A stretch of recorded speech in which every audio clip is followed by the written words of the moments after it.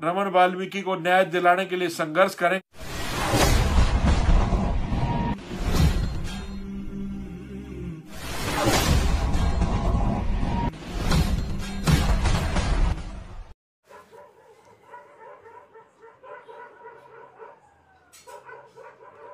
जय भीम, नमो बुद्धाय। साथियों अभी लाइव इसलिए आना पड़ा कि मैं सुबह से और कल से प्रतिक्रिया देख रहा था समाज के लोगों की, और आज पूरे दिन 2 दिन से लगातार समाज में इतनी जागरूकता आज आ चुकी है कि जब समाज के लोगों के साथ कुछ गलत होता है तो चारों तरफ से एक बुलंद आवाज आती है और एक ही सुर में लोग बोलते हैं कि न्याय चाहिए, न्याय चाहिए, इंसाफ चाहिए। साथियों, यमुनानगर जेल में बहुजन योद्धा वाल्मीकि समाज की आन बान शान भाई रमन वाल्मीकि को पुलिस के द्वारा पेश किया गया कोर्ट में, और शनिवार को उनको जेल भेज दिया गया। साथियों, घटना होली के आसपास की थी, जब वहां का एक सचिन पंडित उनके क्षेत्र में आकर के बदतमीजी करता है, उल्टी सीधी हरकत करता है, तो जब वो लोग प्रतिरोध करते हैं, उसका विरोध करते हैं, तो आपस में कहा सुनी होती है साथियों। और उसके बाद भाई रमन वाल्मीकि पे वो लोग मुकदमा दर्ज कर लेते हैं, गोली चलाने का, घर में घुस के मारने का। आप समझ सकते हो ये किस तरह का मुकदमे दर्ज किए जाते हैं हमारे लोगों पर, और हमारे लोगों की एफआईआर बाद में की जाती है, जिसमें जो वहां के दबंग लोग थे उन्होंने जिस तरह की भाषा का इस्तेमाल किया, जिस तरह के शब्दों का प्रयोग किया, वो आप लोग सोशल मीडिया पे सब देख रहे हो कि किस तरह हुआ। साथियों, इसमें जो मिली भगत है वो पुलिस प्रशासन की मिली भगत है और जेल प्रशासन की मिली भगत है। रमन वाल्मीकि 6 फुट का लंबा, तगड़ा, चौड़ा एक बहुजन समाज का योद्धा था, जिसको सारे क्षेत्र के लोग गरीब लोगों की आवाज बनकर वो हमेशा लड़ता था। तो लोग जो अत्याचार करने वाले लोगों को बड़ा डरते थे रमन भाई से। उन्होंने सोचा अगर ये लोग जिंदा रहेंगे तो हमारे जो उत्पीड़न अत्याचार हैं वो हम लोग नहीं कर पाएंगे। तो साथियों, एक साजिश के तहत रमन भाई को जेल के अंदर, डॉक्टरों का कहना यह है, निरीक्षक का कहना यह है कि फूड पॉइजनिंग होगा। फूड पॉइजनिंग में इतनी जल्दी आदमी की डेथ नहीं होती, और वो भी स्वस्थ व्यक्ति की। साथियों, जेल प्रशासन ने या उनकी मिली भगत से उस साथी को जहर दिया गया और जहर दे के मार दिया गया। साथियों, जेल प्रशासन में तो तुरंत प्रभाव से सबसे पहले तो जो जेल अधीक्षक है वो सस्पेंड होना चाहिए, टर्मिनेट होना चाहिए, और जितना प्रशासन वहां पर लगा हुआ है उन सब के खिलाफ कार्रवाई, कानूनी कार्रवाई होनी चाहिए। साथियों, और जो जिस सरकार के अंडर वो जेल आती है वहां का जो होम मिनिस्टर है उसको इस्तीफा देना चाहिए, क्योंकि होम मिनिस्टर के अंदर जेल आती है। जब वो लोग कानून प्रक्रिया को चला नहीं सकते तो उनको पदों पर रहने का भी कोई अधिकार नहीं है।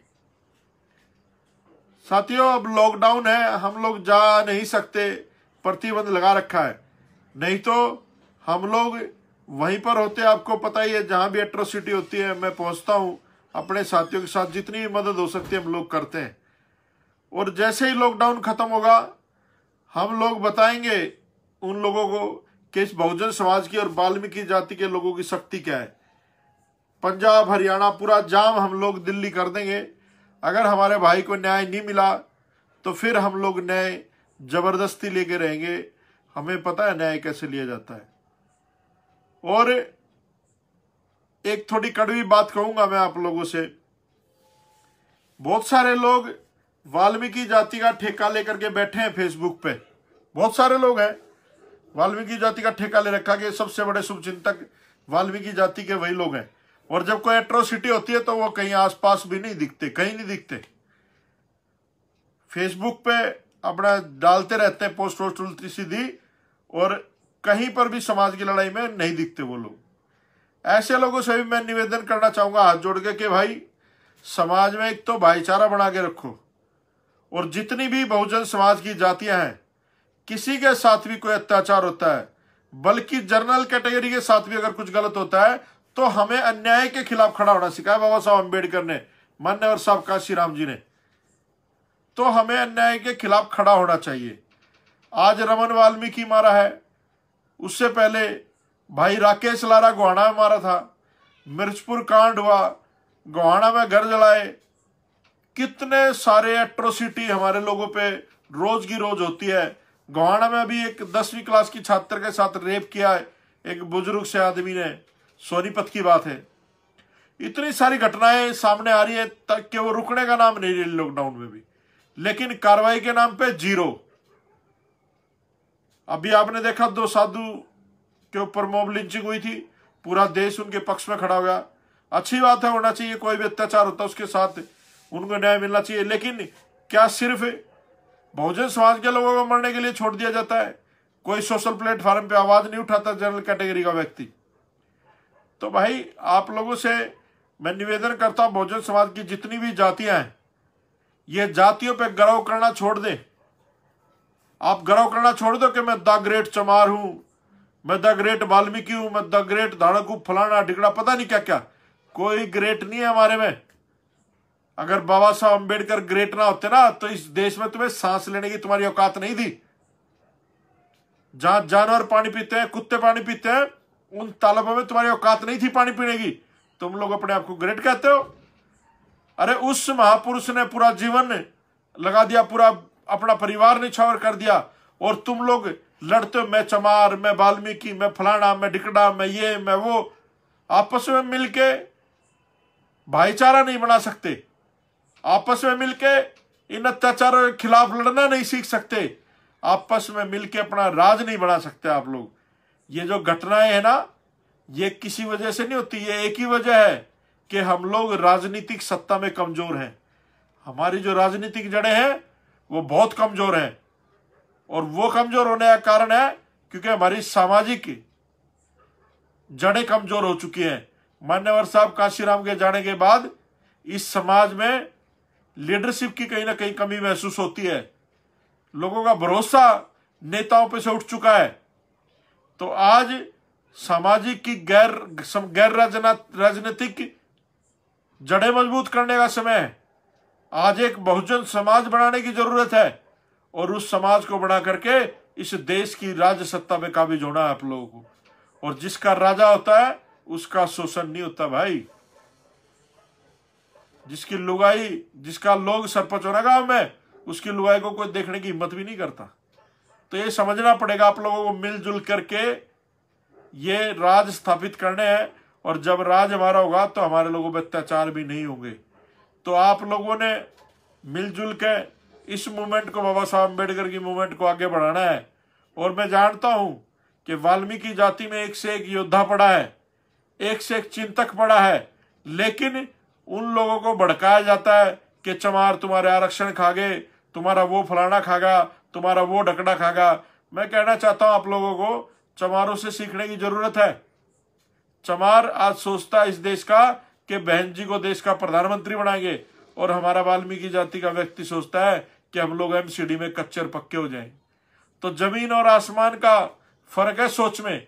अपनी सोच बदलो और समाज बदलेगा। आप लोग भी बड़ा सोचो, अपने बच्चों को एजुकेशन की तरफ लेके जाओ, अपने बच्चों को पढ़ाने की, आगे बढ़ाने की कोशिश करो, और बाबा साहब अम्बेडकर के संविधान में भरोसा रख के, और बाबा साहब में भरोसा रख के बाबा साहब को अपनाओ। वाल्मीकि जाति के लोग, आज भी बहुत सारी जातियां ऐसी हैं जो बाबा साहब को नहीं अपना रही है, नहीं जानती है। मैं बताना चाहता हूं, इस देश में एक एक प्राणी, एक एक जानवर, एक एक खेत खलियान, पेड़ पौधे, सबके लिए बाबा साहब अम्बेडकर ने संविधान में प्रावधान किया।